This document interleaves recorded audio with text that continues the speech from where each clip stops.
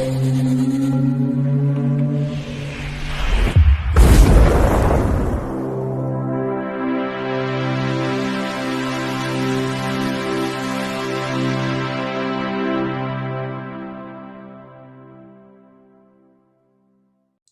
Bayek, it's me, Ian.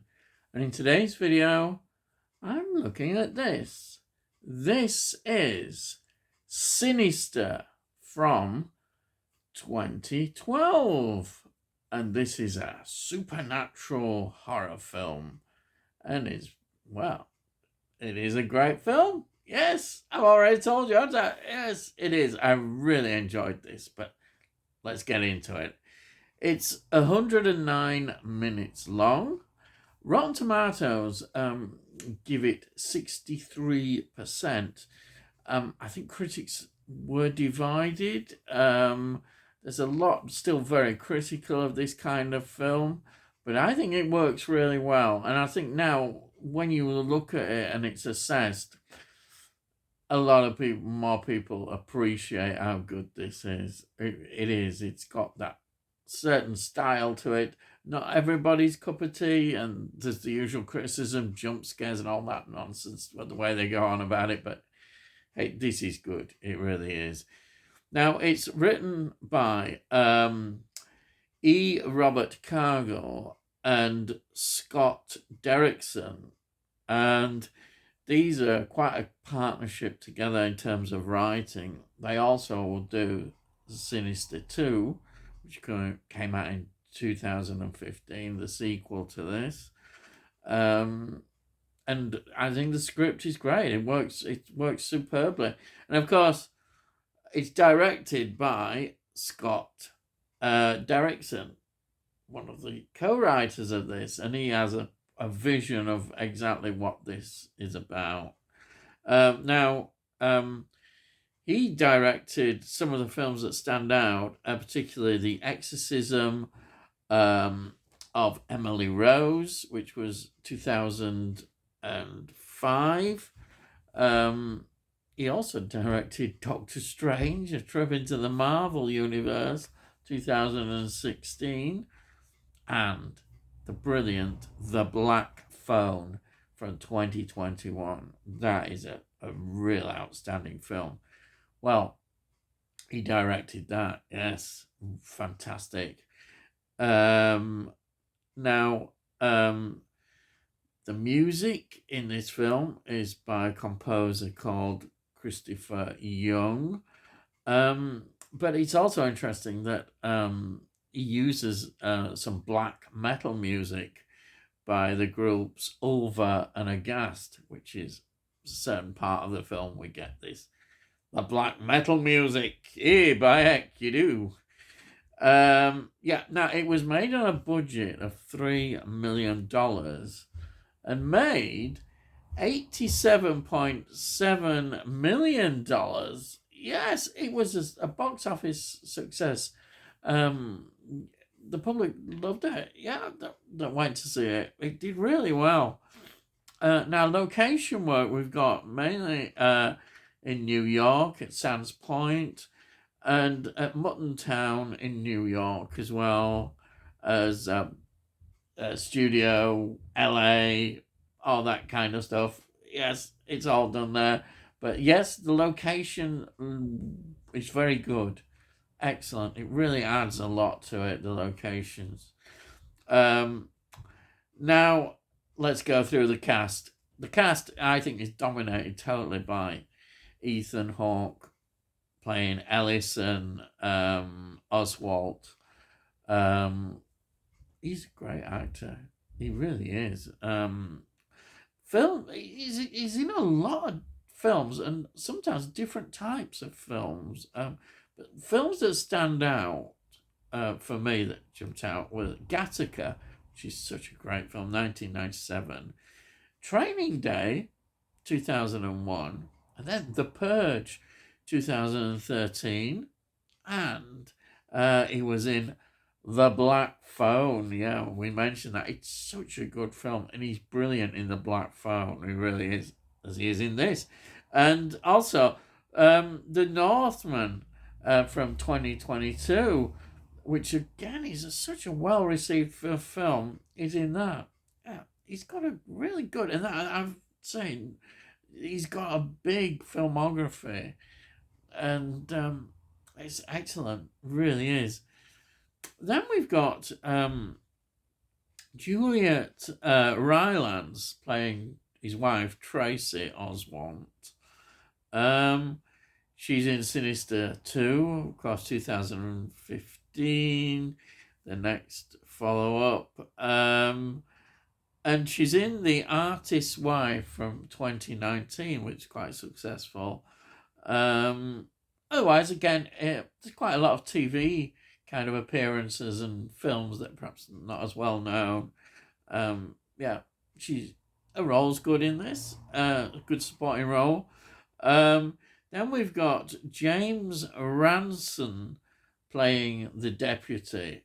Now he was in Prom Night remake 2008, which is perhaps not quite as good as the original Prom Night, but it's okay. He was in that. And of course, he makes an appearance again in Sinister 2 in 2015. He was also in It Chapter 2. I think he plays Eddie in that one, the adult one. That was in 2019, Chapter 2 of It. Then he was in The Black Phone. Yeah, The Black Phone again. It's popped up again. Yes, what a film, eh? And then last year, 2023, VHS 85 was in that. Hey, very good. Then we've got Fred Thompson playing the sheriff. Notable films were that he's in Die Hard 2, 1990, and In the Line of Fire, the Clint Eastwood film, 1993. But really, his career, from what I can see, it was a political career and a politician, attorney as well. Yeah, that's him. He's not a very big role, but he's in this. Then we've got Michael Hall Diadro playing the son, Trevor Oswalt, and he's a musician, and he's in a group called, which I think is a duo, the Lemon Twigs, still playing as musician. Yeah, he's in there. And then we've got Claire Foley playing Ashley Oswalt, daughter, and with her, it's just a stack of TV episodes and films. Yeah. Then we've got an uncredited appearance by Vincent D'Onofrio, or D'Onofrio, that's it, Vincent D'Onofrio. I get these names right eventually. And he plays Professor Jonas, but apparently it was done as a favour to Ethan Hawke, and he just came in and filmed this scene, which was on a laptop, and that's why I think that's why he kind of asked to be uncredited, and so he's not given the credit on there. He's a very interesting actor as well, because Vincent D'Onofrio was in films like Strange Days, 1993, Men in Black, 1987, The Cell, 2000, Jurassic World, 2015, and I think he pops up as well in Sinister 2. Again, I think it's just a quick appearance, but yeah, there we are. So, you're saying to yourself, hey, Mike, what's this film about? Well, in a way, the extras kind of give you an idea, because there's some on the extras on the Blu-ray. They talk about true crime writers and houses where bad murders took place, and those elements are very much part of this film, because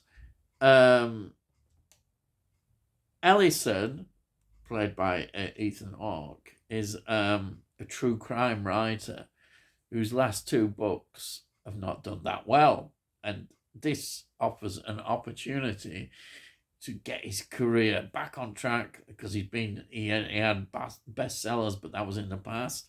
So he takes his family to this house. Now, I've just given you a clue. This house was where all the events, the murder happened, and all the sinister stuff. And he doesn't tell them. Maybe because he thinks they wouldn't want to come, and they're probably quite right. You don't want to go in such an atmosphere. But anyhow, he goes there, takes them there. There is certain hostility from the sheriff, who doesn't really like him coming in like this.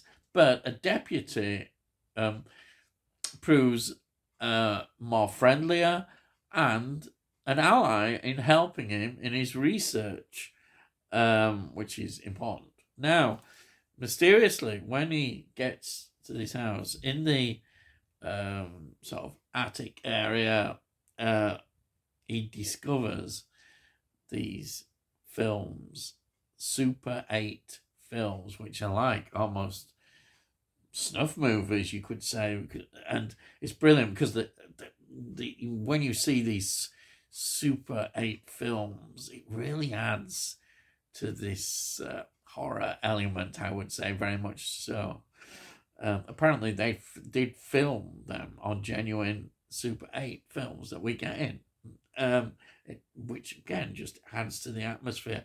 But on these movies, he sees the murders of various families, and then as it develops, these movies, there's certain significant things starting to happen in the house.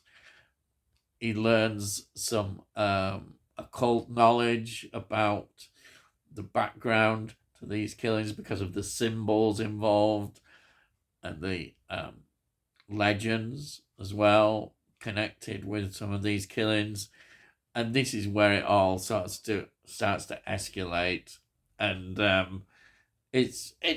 that's kind of a typical sort of story where all these supernatural events start happening, and he descends into this obsession with the case and forgetting all about his family to some extent. And then he realizes, well, they discover basically what's happened. They will do, yes. But it's great. The wonderful atmosphere that the director is able to inject into the story is fantastic. And I suppose being the writer of it, he really knows his story so well. It works well. And as I say, Ethan Hawke just stands out. He's just totally, you just watch him. Your eyes can't keep off him because his performance is so good. You see every nuance about him, his dilemma, because he needs this book. He wants this book. But how far is he prepared to go to get this story? And also his own sanity as well. And his own dangers to himself and his family. Fantastic. I absolutely love this. I can't really recommend it highly enough. A lot of people have seen it, probably around, and if you haven't seen it, then yeah, you should see it. And it's easy. It doesn't cost much to get. You can get a copy really easy. It is great. I just really recommend it. It's one of those films that you think, wow, and I've been thinking about it after I've seen it as well, which is always a good sign. It's not something you've forgotten about. I like these, when they use Super 8 film. I think that's a great move. We have seen it. These kind of fan footage films as well. But it's just another element in this, and it worked. Well, I said beautiful, but it looks great. It does look so good, the film, the scariness of it. And I love the way it's done. I can't help it. Anyhow, I'm going on and on, but as you can see, I really do like it. So just before I go, I'll just show you. There it is. There is the Blu-ray, and there's the back, and there's some nice extras on here. Well worth watching. I really enjoyed them, and that's it really.